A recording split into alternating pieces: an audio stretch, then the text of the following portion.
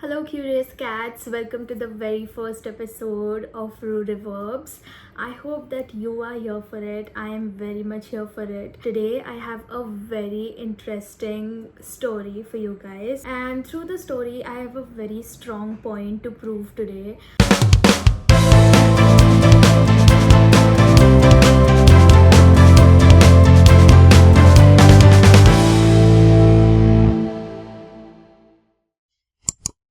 So, what if I tell you that you can do anything to a certain someone without facing any consequences? Like, you don't have to face any consequences, they won't stand up for themselves, they will just take whatever you are gonna do to them.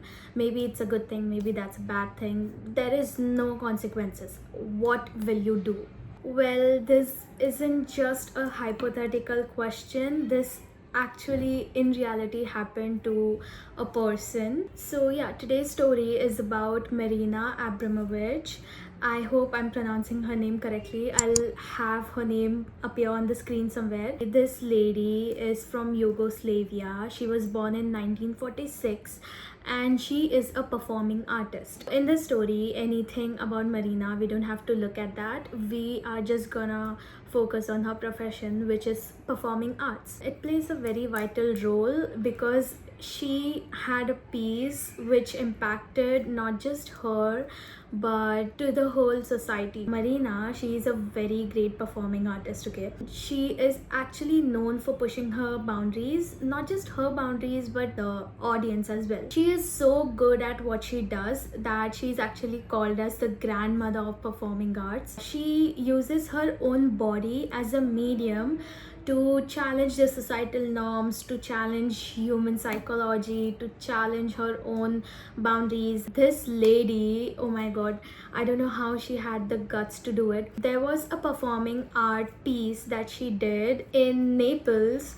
in 1974. This particular performing art piece is called as Rhythm O or Rhythm Zero, whatever you want to call it. In this art piece, what she claimed was that she is going to be a blank slate for the audience for 6 hours. So for some context, beside Marina there was a huge table on which she had kept 72 objects. There were some soft objects as well as some harmful, hard or dangerous objects. For example, she had kept roses, flower petals, fragrances, feathers and such soft, beautiful, calming object. Contrary to all those soft objects, she had also kept certain objects which were loaded guns, knives, blades, scissors and whatnot. Marina told her audience that the audience can do anything to her, literally anything. So basically she will be there as an object for 6 hours straight and people can do anything to her. They won't have to face any consequences. This was laid out on the table, and for the first few hours, like 1 to 2 hours, the audience was good to her. They used to spritz some sprays of perfume on her, they used to feed her grapes, or they used to decorate her face and body with feathers.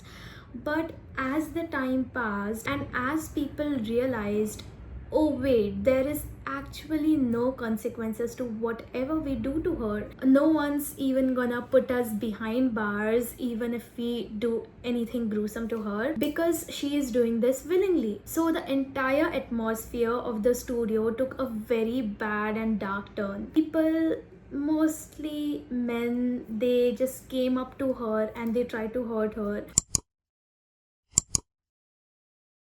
Some of them cut her clothes with scissors. Some of them had a blade and they put cuts, actual cuts on her body with the blade, with a sharp blade. I was listening to some of her interviews and she was very troubled by that incident. In fact, in one of the interviews, she even said that she was ready to die that day. One of the incident which was very bad was when Marina was standing, a guy came up to her with a loaded gun which was kept on the table, and he just pointed that gun on her head. It's so scary to think that if we do not stop people, people will not stop. It's a no-brainer, but then at the same time, when you're reminded about that, it is a lot to take in. And the second incident where a lot of people got furiated was when a guy took a blade and he put a cut on Marina's neck and he started drinking her blood. This man started drinking her. I was speechless when I was reading about it. I was speechless when I was listening about it, and I am still speechless when I'm speaking about it. I do not know how to react to it. I do not know, like, my brain is not able to process that such kind of people exist. What happened to the person who put the loaded gun on her head, you ask? Well, he was taken out by some people who wanted to protect Marina. This experiment was not just to show society that gruesome people and things exist. She also wanted to show the contrast of human nature to the society. After the 6th hour, when people had tested all of her limits, the moment this lady started moving, all the people who had hurt her couldn't meet her gaze. They fled the studio, like they fled from there. She was just left with the producers, the bodyguards, the bouncers there. Then there were few people who had actually come to see the performing art, so they were there as well. This was a very moving story that I wanted to bring to light and I wanted to share with all of you. All in all, Marina Abramovich taught us that Rhythm Zero showed us was the dangers of losing sight of our boundaries. Not just our boundaries, but others as well. So, after all this, my point being, you need to have boundaries. Imagine even after the 6th hour, people could go up to her and hurt her. That is not possible because she would have stood up for herself. And this is the reason they didn't even touch her after the 6th hour, because they knew after the 6th hour she could move, she could speak up for herself, she could stand up for herself. In that room, the absence of limits and boundaries just revealed how quickly people can forget to give compassion. People can just forget that you have boundaries. The moment I read this story, I was just reminded of how dirty people can do to you if you are not standing up for yourself. You need to have boundaries with every single person and in every single aspect of your life, with your partners, your friends, your siblings, your parents, in fact even with yourself. How humans used to be before we became civilized. We used to hunt animals, we used to hunt birds, we used to cook them and eat them. This was the basis of humanity. Hell, we even invented the weapons. Imagine being cruel is in ourselves. But as the society grew, we understood why it is important to have compassion. We understood there are certain decorums that you need to follow, but there are certain people out there who just don't want to get out of their Homo sapien phase, and they want to be uncivilized, they want to hurt people, they want to be cruel to you, and they do not understand the concept of kindness. And this is why you need to stand up for yourself. These are the times and these are the people against boundaries work. If I were capable, I would definitely give out the tips on how to set boundaries. I'm not a very fitting candidate for the same because I am still learning it. I did read a book which helped me a lot. Then I also have 2 articles.